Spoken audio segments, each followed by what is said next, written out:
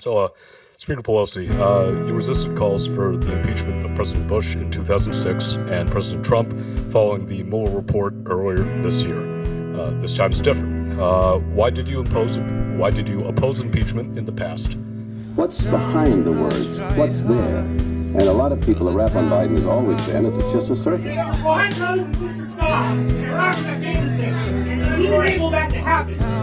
The great communicator. Strike that. The great imitator.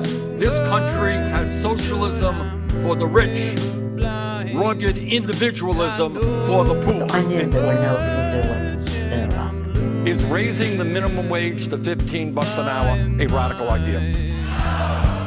Is making sure that all of our kids have the opportunity to get a higher education, regardless of their income, because we're going to make public colleges and universities tuition free. Is that a radical idea? Is guaranteeing health care to all people as a human right a radical idea? Is addressing the existential threat of climate change a radical idea? All right, I rest my case. In our day, certain economic proofs have become accepted as self-evident. Millions are dead in Iraq. We actually fought in your damn wars. We fought in your wars. A second Bill of Rights, under which a new basis of security and prosperity can be established for all, regardless of station or race or creed.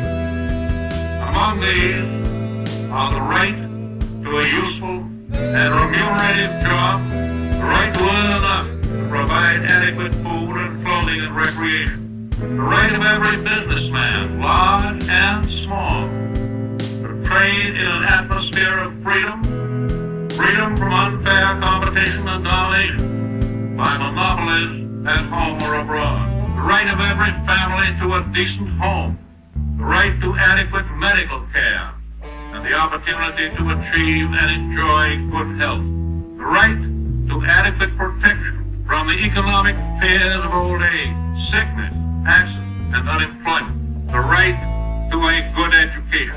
All of these rights spell security. And after this war is won, we must be prepared to move forward in the implementation of these rights to new goals of human happiness and well-being. For unless there is security here at home, there cannot be lasting peace in the world.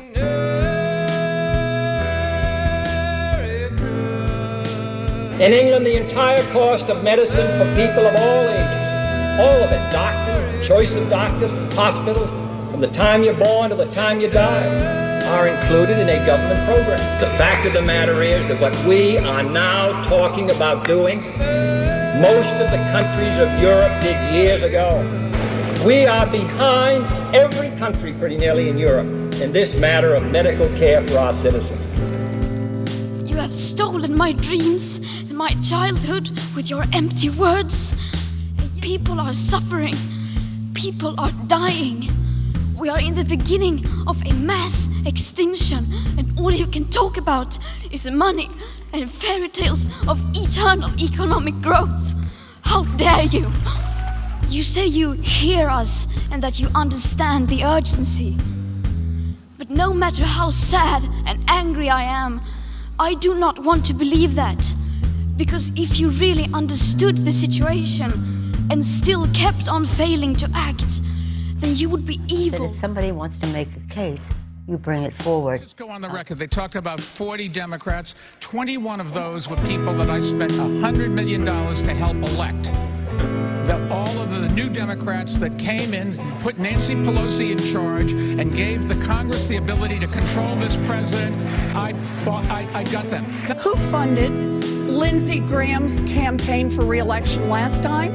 It was Mayor Bloomberg. And that's not the only right-wing senator that Mayor Bloomberg has funded. I knew there were no nuclear weapons in Iraq.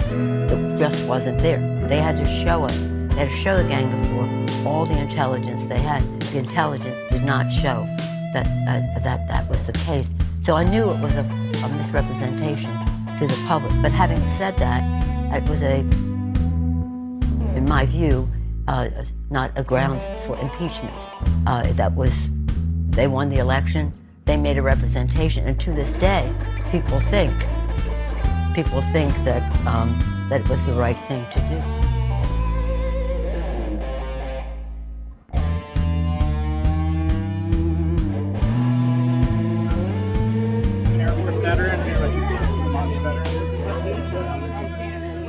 Why we should vote for someone who voted for a war and killed thousands of our brothers and sisters. Countless Iraqis. We've got to give ourselves to this struggle until the end.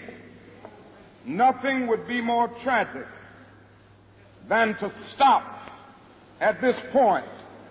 We've got to see it through. When we have our march, you need to be there. If it means leaving work, if it means leaving school, be there. Be concerned about your brother. You may not be on strike, but either we go up together or we go down together.